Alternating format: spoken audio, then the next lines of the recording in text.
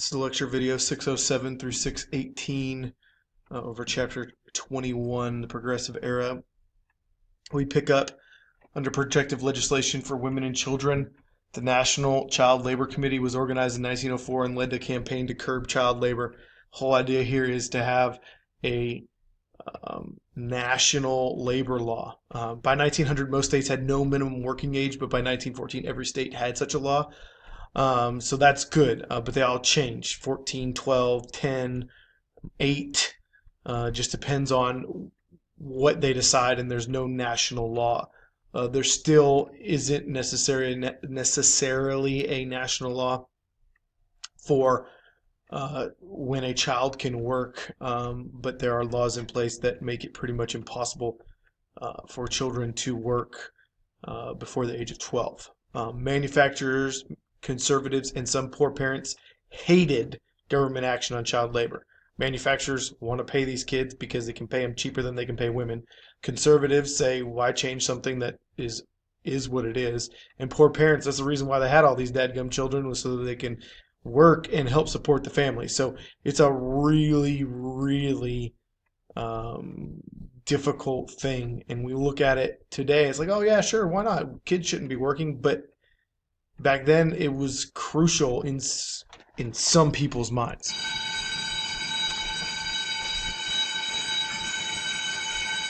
Laws regulating the conditions under which women work were also passed to make them more suitable as that of men. Pensions and workers' compensation programs also enacted by many states. So now they get retirement, and if they get hurt at work, there are state programs that will help them. You can see the annual percentage of children employed from the ages of 10 to 15 hit its peak in 1900 with about 19% of the children working. And then, as you can see, it dramatically decreases over time because of the laws instituted. The modern urban school system emerged between 1880 and 1900. Compulsory school attendance, so they're making sure you're going to school. Kindergartens, age-graded elementary schools, not one-room schoolhouses anymore. Professional training for teachers, vocational training for students, parent-teacher associations, and school nurses all become the norm or the standard for American education. Now, how long you go to school, now that's different. That depends on the time period you're in and the state in which you live in. But they start teaching reading, writing, arithmetic, all that kind of stuff. Public education lagged in the South. Okay, it always has, and we've talked about this at length. And of course, African American students suffered the most. Native American education was affected by racism, as was Mexican American, so on and so forth. You name something American, and they were affected by it. But however, with this change, Native Americans are changed from, they can't understand, to now they need to go to vocational schools. And let's change. And we talked about this at length in class as well. Margaret Sanger challenges conventional ideas on the role of the social role of women in promoting birth control. Now, as we talk about this, we aren't talking about the things that are standard today with birth control, the pill or whatever, the patch or whatever it is. These are means of contraceptive that women now could use on their own without their husbands having to do anything. Prior to this, it was all the husband's up to his prerogative whether or not there was a chance a child could be born. Now women can do this. Margaret Sanger is seen as it's blasphemous that she's helping women play God and deciding whether or not they could get pregnant or not. So what is a basic non-issue today in America is a massive issue back then. Rural reformers worked to improve rural health and sanitation, modernize schools out in the country, and to extend roads and communication services out to the country. The county agent system established by the U.S. Department of Agriculture and business groups sought to teach farmers new techniques and encourage changes. Okay, so living in the country, you didn't have to be stuck in one place. You didn't have to be, oh, you're from the country, you aren't getting as good of education, or you don't have the same sort of roads and communication services, or your school sucks, or you're more likely to die younger when you are living in a rural area.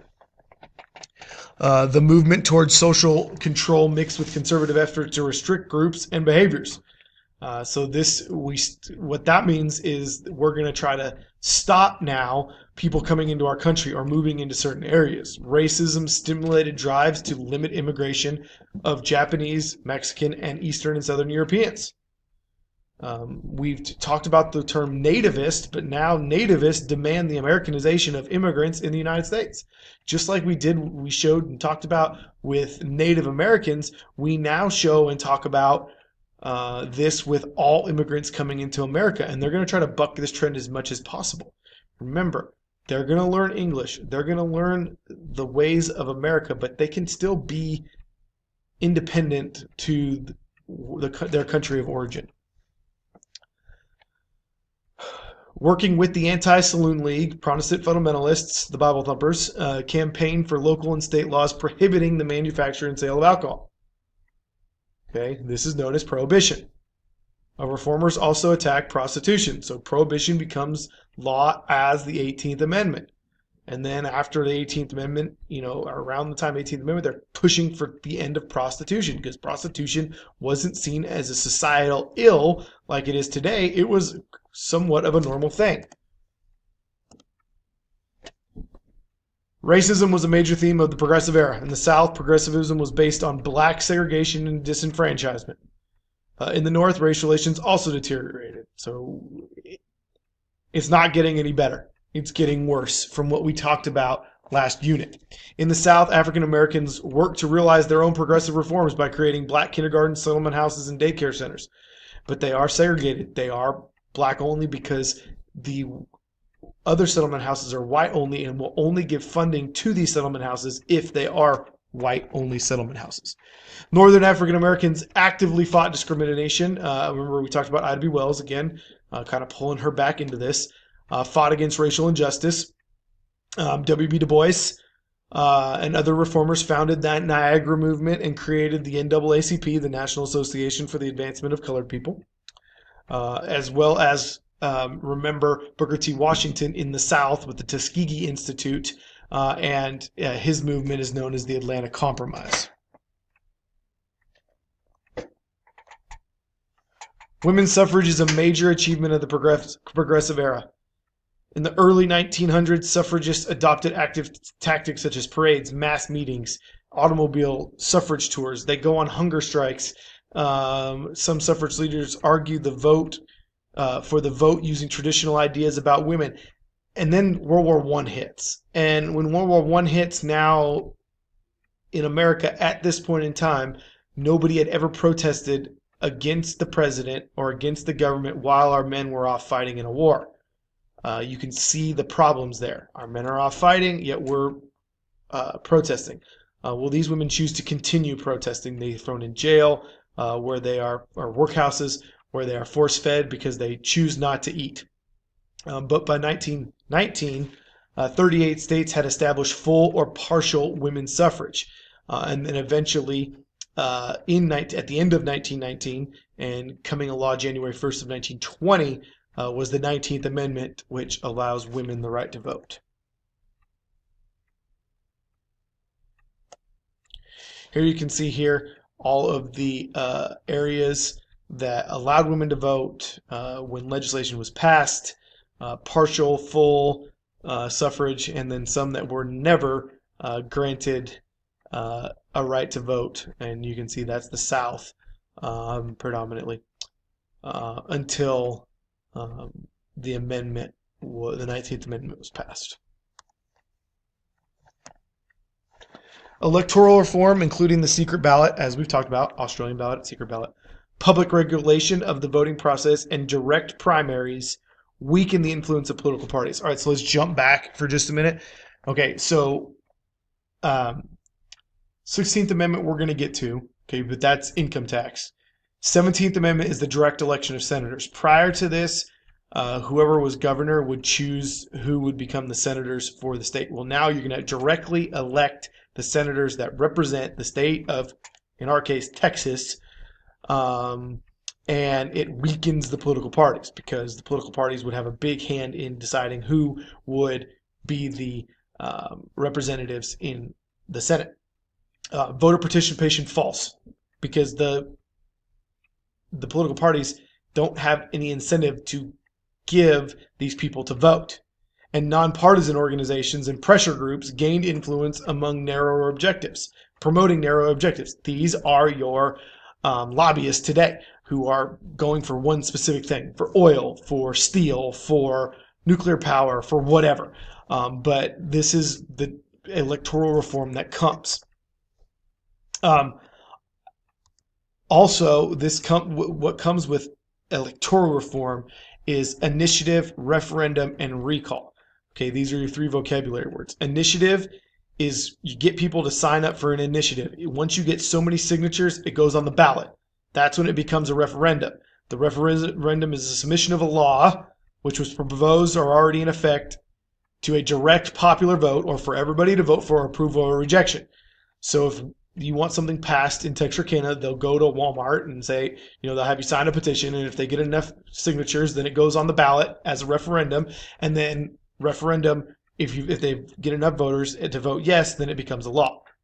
The last one is recall, which is to recall a politician because they've done something wrong, and you can recall them, and it goes the same way. Starts off as signatures, then goes to a vote, referendum. You're voting to whether or not you should have a recall election, and if it passes, then you have a whole new election, and the person who you're recalling, that politician, could be governor, could be senator, what have you, will have to run again if he or she so chooses against other candidates to keep their spot in government. Okay. Urban reformers changed the structure of urban government and introduced the city commission and city manager systems. We are under the city manager system in Texarkana, where we have a mayor, but the mayor is more like a figurehead position. The city managers are the ones that make the decisions. And they are elected by the city council, or they are hired by the city council. Progressive also reformed state governments through those initiative, referendum, and recall, as I said earlier. 10 states adopted what was the recall, as I spoke about, and dynamic governors pushed progressive reforms, including the progressive reformer of Wisconsin, progressive governor of Wisconsin, known as Battling Bob Lafayette. Who gets that name for battling with certain interest groups in the state, and he is known as a progressive. And that's where we stop on reading lecture 607 through 618.